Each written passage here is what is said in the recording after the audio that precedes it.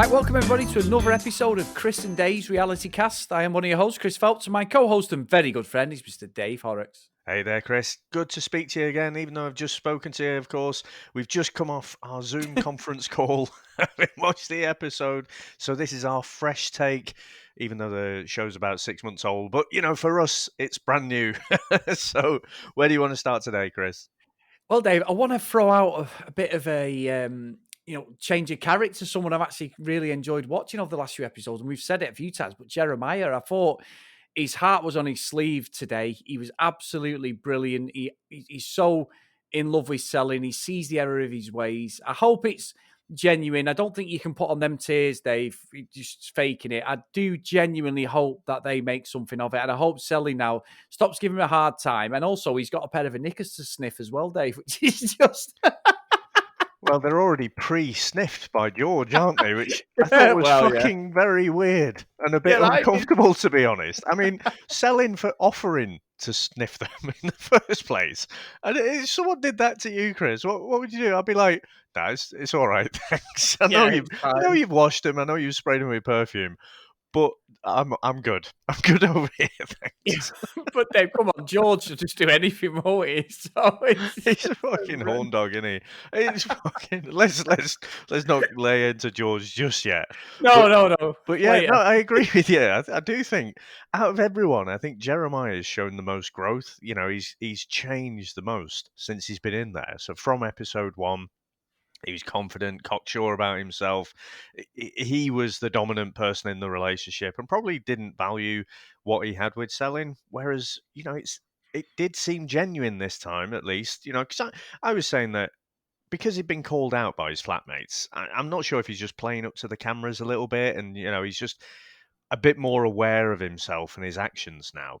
But when he broke down, it did seem like a genuine kind of outpouring. And it does seem like he's had that realization of what he's got, and you know he's sort of genuinely expressing his feelings for us. So yeah, I didn't see any hope for this couple, Chris. But you know what? The way it is now, so episode 11, it does seem like these guys might have turned the corner. Yeah, I'm rooting for him, Dave. I really, really am. I said, didn't I, Selin, she can't bear the grudge. And she obviously is that type of person where when you do a wrong, it's going to take you hell and high water to get back in the good books. But he deserved the shit he got without a doubt. But, you know, after 10, 11 episodes of seeing this, I'm so happy that he's had a come to Jesus. Whether they get back together at the end of it, I don't know. We've only got a few episodes left. But I was really pleased for him as a person, thinking, you know what? It takes a lot of bollocks to admit when you've been wrong, you've been horrible to somebody, you need to change. Fair fuck soon, Dave. I've got to say, I absolutely, I'm like that with anybody. We've all done it. We've all been dickheads. We probably still be dickheads as we get older. But when you can actually take a step back and apologise for just being completely unreasonable or thing, I always have respect for people because we've all had to do that at some point. And just as you get older, you start realising that you just want people to be nice to you and you to be nice to them. There's no point going in the world and just thinking you're pulling a crafty one on different people, especially if you're in a relationship. That's no way to base a relationship. So for me, that was like my highlight of this episode. And you know, Jeremiah is onto a winner there because Selin thinks he's absolutely gorgeous, and he's not a bad-looking bloke. But you know, she's been on the date with David, who's you know quite a dreamy bloke, much taller, you know, and everything. So the fact that she's only got eyes for Jeremiah, you know, she's definitely a keeper. And I'm, you know, for the first time, I think this series, I'm rooting for him as well because I just in the first few episodes, I just didn't see anything redeemable about that relationship. And even though at the start of the episode today, you know, Selin was almost like reveling in the fact that, you know, Jeremiah was quite angry. She was quite pleased that she'd really irked him. But then, you know, she softened a bit later on and the true feelings came out, didn't they? Yeah, they did, Dave. They did. So, you know, that was a bright spark in the episode, Dave. Now, I did want to talk again about Nat and Megan.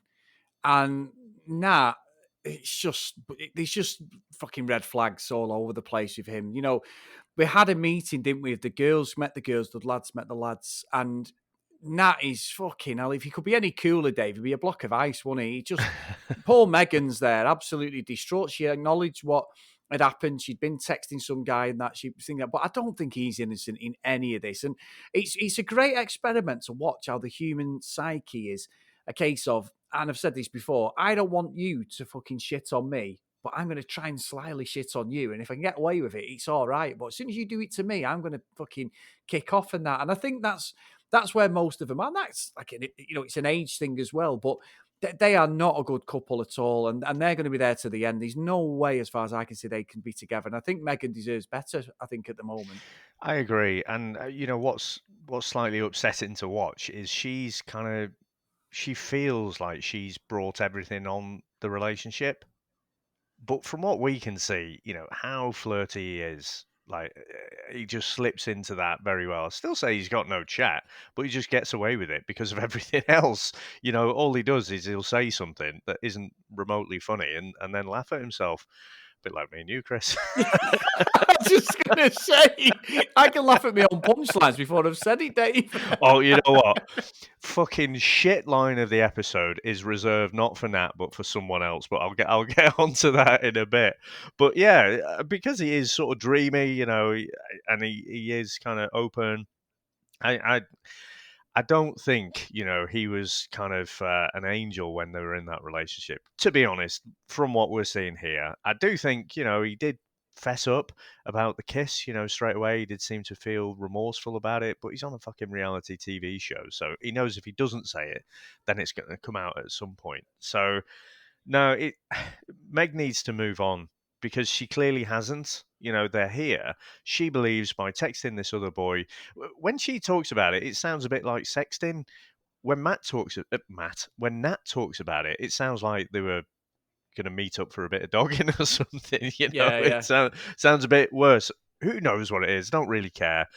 All I can say is this is a toxic couple, and they need to get out. And I mean, Nat had the date with what was her name, Danielle. Yeah.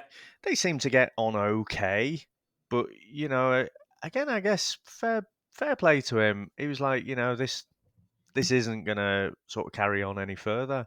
And so, again, I'll give him a bit of credit for that. He's not going to drag it out, because he said about his head being in two places. I do think it's a little bit of an excuse because what the fuck are you doing on Singletown? Of course your head's in two Yeah. places. Everyone's head's in two different places. So yeah, I don't know. I just think these guys would be better going off and meeting new people where they don't have all this baggage and trying to repair something that from where I'm sitting can't be repaired. Totally agree. Totally agree. So who else caught your eye then, Dave? Well, Rob and Claudia have been. This was probably the most eventful for me because, I mean, when the episode started off, we were going through the Love Locket ceremony kind of aftermath, weren't we? And Rob is clearly very cut up about it. Claudia's not seemingly that arsed. Rob's getting quite annoyed. But then when we have the meetup of the City Siders and the Riversiders, they have the girls' chat and then they have the boys' chat.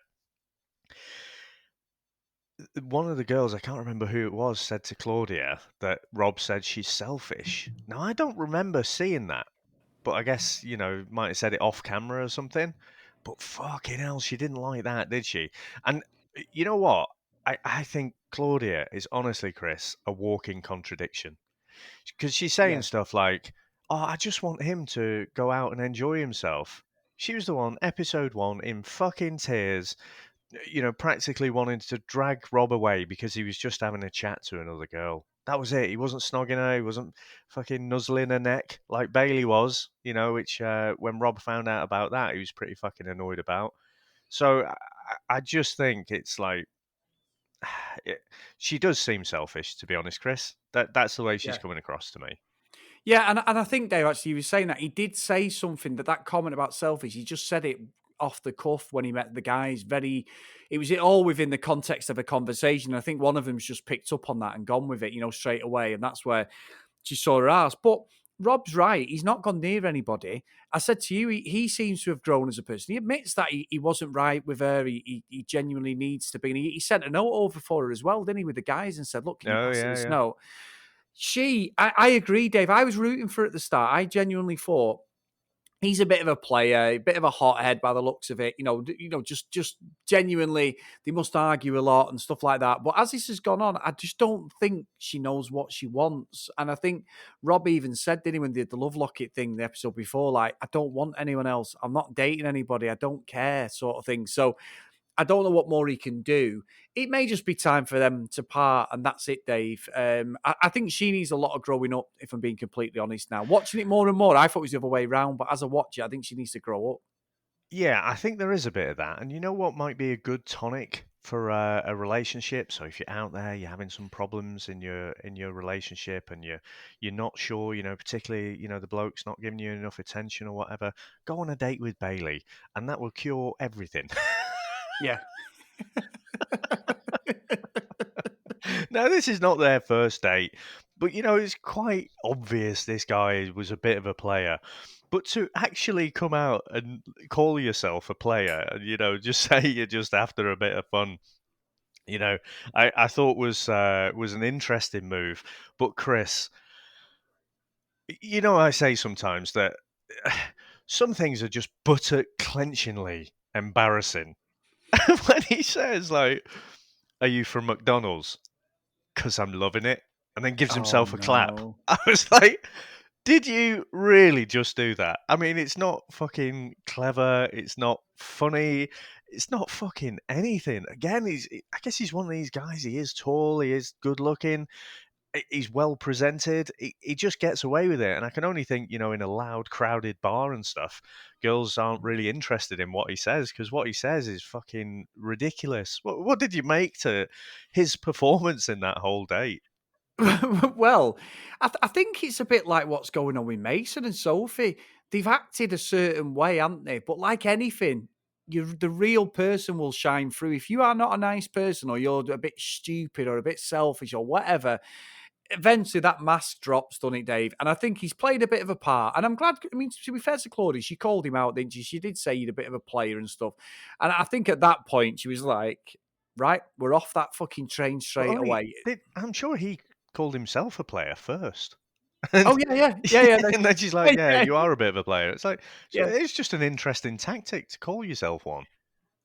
Yeah, and that's like a bit of a fucking egotistical shit as well, isn't it? You're just like, I don't get it. I don't get the concept of that. She just needs to move away from him and either look with Rob, get back with Rob, or they just need to separate. These three options she's got. But that Bailey, as a third option, is someone she needs to stay well clear of because he's a fucking idiot. Yeah, I mean, Claudia's cheesy chat up line was better, wasn't it? I've heard that one before. Are you from Tennessee? Because you're the only 10 I see. Oh my god. Is it, Chris, in your younger days, when you were courting, did any chat up lines ever work for you? No, Dave, it was usually something like, do you want another drink? Yeah. Oh, Dear yeah. me. My Yeah. favorite was, does this smell like chloroform to you? I think that was the only one that worked. Fucking moving very swiftly on me. That's a belter, right, move on. But you're saying about players, Dave. Now, we've avoided him because he's been the centre of every episode. But the whole Sophie, George, and Mason triangle, I mean, watching it again when George spilled the beans to Sophie, he doesn't love her. Why would you do that to someone you love? He thinks he's doing it like one to get back with her. He's not got her best interests at heart, and then he's just reveling in it. And then Mason obviously is a bit of a bell end as well. I think that mask has dropped now. Sophie's seen it, but she did say, I just don't want to be with George. But then later on, she's like, oh, he's a good guy. I'm doubting it. And I'm not joking, Dave. I was at the fucking screen going, no, because he's just, I just find him just a horrible person, George. I really, really do, Dave. I just think he's completely narcissistic on that. I think he's just horrible to Sophie. I don't think Mason now, he's revealed his fucking hand. He's a bit of a dick. He's a player himself. Fuck him off. She's enjoyed her time with him, and then she needs to sort of develop and move away from this whole situation because every episode with George. I find myself disliking him more and more, Dave. I don't think he went down in my estimation today. I do think he's going into that. He's still on the same path, isn't he? He's still like all upset.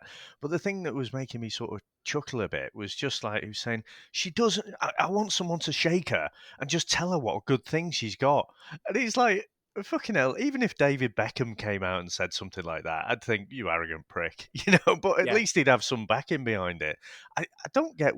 He thinks he is the mother of all catches and she should just be happy with him, and I yeah, don't get it. And he is being quite vindictive. He is trying to kind of sabotage that Mason and Sophie relationship so that he's back there. And like you say, for a moment with Sophie it seemed to work.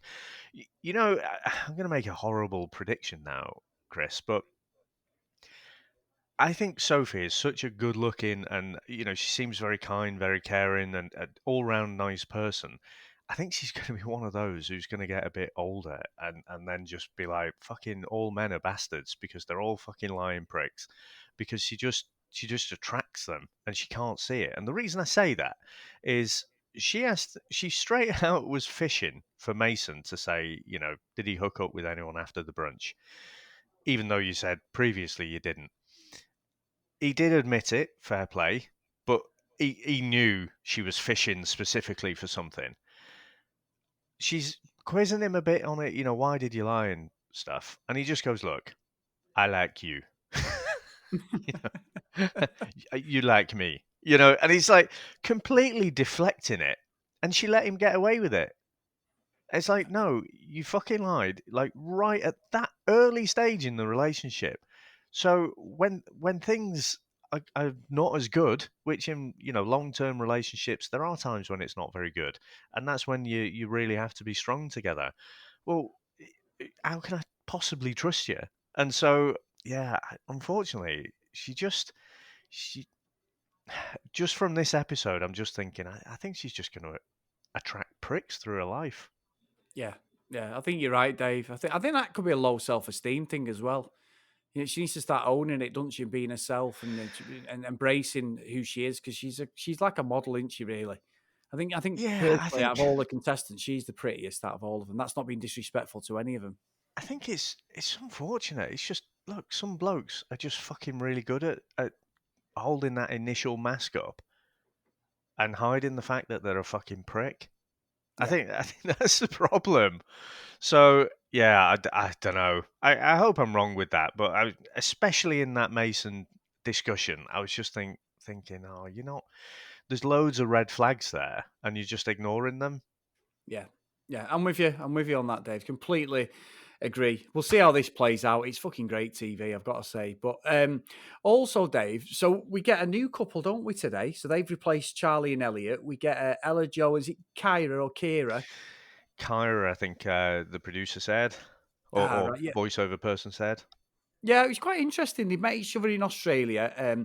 They were the first time they'd actually had a same-sex relationship because they'd both been with boys before then. So, and they've been together. Obviously, there is some sort of issues. We get a little bit of a backstory, but I must admit, Dave, I'm going to struggle to have an investment in this couple over 3 episodes because Yeah, it's a lot. We look at the way my opinions changed of like Jeremiah, Rob, people like that who I wasn't sure of at the start. That even the situation we had with Luke and Natasha when they left, and I think I don't know whether I'm going to be that interested in what their journey is whether they concentrate on them a lot. I don't think they will. I think they're just going to be a little 5 minute segment, 10 minute segment on their relationship, and then we move on because they've got to close out everyone else's journey in this show. So yeah. interesting. Yeah, I mean, I don't think I've come across this one before, Chris. So, yeah, they both basically got together. The shorter one, I don't know which way round it is, to be honest, Kira or Ella, but the shorter one is so called from Australia, but she sounds British. Yeah, So I I don't thought that. know what's going on there. But yeah, I think they're going to have to give him a lot of screen time, aren't they? Because we know all the other sort of characters in there, and we only need to see them a little bit to see what's going to kind of happen. So I think they're going to have to give Kyra and Ella. quite a bit of time. But what's going to make it interesting, Chris? And we did praise the show, didn't we? Because unlike kind of Love Island, where it's all very hetero focused, we had Elliot and Charlie earlier in the season, and now we've got Kyra and Ella. But the fact that they were with boys before and they've only got together, it's their first time with a girl, they've got lots of different permutations there, haven't they? They could send them off Mm. with dates with boys, they could send them off with dates with girls, leave some for the rest of us. Yeah. But yeah, so I just think it could be interesting. And let's see where it goes. But yeah, again, praising the show because I just think it's good to have that bit of diversity. Oh, of course it is. Of course it is. And I think, isn't that everyone today, Dave? We think we've gone through every couple, haven't we now? Yeah, I think so. Like I say, we covered the dates. Like I say, my favorite was. I mean, he winds you up, but I'm might be turning the corner on George, Chris, Oh, just fuck off, because. Dave. I'm sorry, you No, can't. it's like just because it's so. I mean, I really hope the bloke is okay, because I do sort of worry for him because he's in such a spiral, but it's just a little bit funny. When all the blokes are sat in the pub and he's like, your girlfriend's pining over you, yours is pining over you, yours is pining over you, and I'm just here. I'm dumped. All I want to do is get back with Sophie, and Yeah. it's kind of making me chuckle a bit, Chris. And that's a horrible thing to say, but come on, it is like office levels of funny. Oh yeah, honestly, I'm with you, Dave. I would not wish anything upon the lad. I really wouldn't, because you have to watch with these TV shows, especially because I put his name in on Twitter, and I haven't seen any of the results or anything like that. But he did get some pelters, Dave, and these articles on them and stuff about him, red flags and stuff like that. So I'm hoping that he comes out. I've said this before. I hope he comes out of it as a better person. It's just watching it. It's fucking hands, eyes through your fingers job. I'm like, oh my God, he's off again. Yeah. And why would you keep telling somebody that you are the great catch? You need your partner's the one who turns around and says, I'm so lucky to have this person, man, oh, I'm so lucky to have them in my life. That not you. It's like me saying to some, I'm the best thing that ever happened to you. Don't you forget it. Okay. Now, tell me. Yeah. And she'd Well, be like, you'd get your no. fucking balls chopped off at that point. So Exactly. You wouldn't do that though, would you? It's just I think it's just a lack of maturity. But I agree. As much as I'm roasting him and I'm not a big fan of him, I don't want to see any ill will of the lad. I hope he's grown as a person in these last 6 months from the show. yeah, yeah. Well, Chris, if someone wants to get in touch with us, how are they going to get in touch with us? On Twitter, mate, at Cdrealitycast, or if you want to email us, cdrealitycast@gmail.com. As always, as I always say, drop us a review on your podcast catching up, guys, if you can, if you have a bit of time. But also, Dave, we have only got 3 or 4 episodes left of Singletown now, which is fantastic because of the watch along that we're both doing.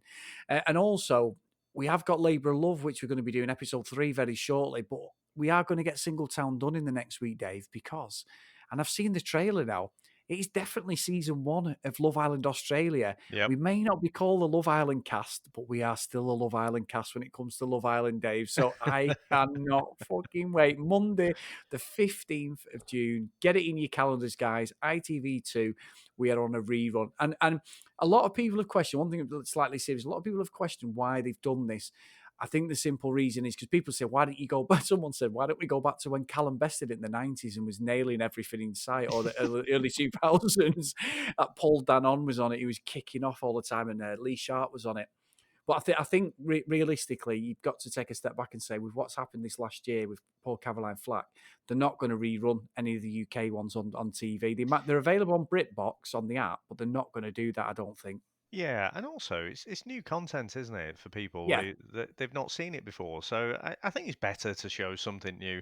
The I've loved doing Singletown. Obviously, the thing that I love about doing the Love Island cast though is just that kind of it's daily, isn't it? It's the kind of everyone's watching the same thing at the same time. Whereas while we're watching it on catch up on our own kind of schedule, we hope kind of people are watching along with us. Um, that's great, but I think people discussing things that are new. Unfortunately, you've seen it before, haven't you, Chris? So keep Yeah, your fucking yeah. spoilers to yourself. I will. I will. I know you will, of course. But I'll try. I will. I will. yeah, I think I am looking forward to it. I am glad they're putting on something new. And you did set expectations pretty high, that Australian I Love know. Island. So I'm expecting big things. And season 2 didn't deliver, but season 1, I got my fingers crossed. So yeah, I think it's June the 15th, isn't it, in the UK Yeah, that it's week on showing? Monday. Yeah, and I must admit, Dave, I'm shitting it a little bit, thinking I've fucking built this up. Is it rose tinted glasses? You know, when you build something up so much, and then you'll be watching it going, "This is just the same as the other shit we watch," you know. But I don't think you will. There is some proper controversial moments, but also, Dave, I've not watched it for 18 months, so I tell you now, I can guarantee there'll be loads of stuff that I missed when I watched it first time. Because when me and Sam watched it, we were decorating our bedroom, and we watched about 8 episodes in one day, you know, decorating it from top to bottom. So it could be a case of, and then we carried on watching it properly, but there'd be loads of stuff I've missed. And I genuinely, I know the outcome and I know some of the couples, but I couldn't tell you at the moment, and still start watching it again, how they get to that point. So it'd be interesting for me to watch it, and I just can't wait for you to watch it, to be honest. Yeah, and I know what you mean. It was funny, like so on the other Bachelor Banter podcast, when they did the whole reunion thing, they were showing some of the girls from the earlier episodes. And I was like, "Fucking hell, this is only like a few weeks ago. I've forgotten them all already." Yeah. So yeah, I imagine you have forgotten quite a bit. So that'll be good fun. I will just say, Chris, as well. We mentioned about Twitter, but we're a bit more active now, aren't we? We're going to try and get more active again on Instagram. Yeah. So we've been pretty slack with that since we started, and mainly focused on Twitter. But if you are on Instagram, then give us a follow over there as well, because it's just a slightly different medium, isn't it? And of course, Elliot and Charlie are following us over there as well, aren't they? And They are, yeah. I think we've actually got about 3 of the Labour of Love guys following us as well. Yeah, we had a few conversations, Dave. I'm trying to work my magic and get a couple of guests on Arter as well, which would be nice. Yeah, no, that'd be good. Get a few That'd be people good. on. So we've definitely got a couple from Singletown hopefully coming on. So we should, maybe after we've finished it all, have a bit of a recap episode. That'd be nice. So Yeah. we'll see. We'll see. No, that'd be good. Find out what they're up to now and how they're doing during this lockdown period when everyone's fucking sat at home. But no, Chris, it has been a pleasure again, and I'll speak to you again in a day or so when we'll go through episode 12. Exactly. Nice one, mate. And I hope everyone has a good weekend. So we'll see you next time. Bye now.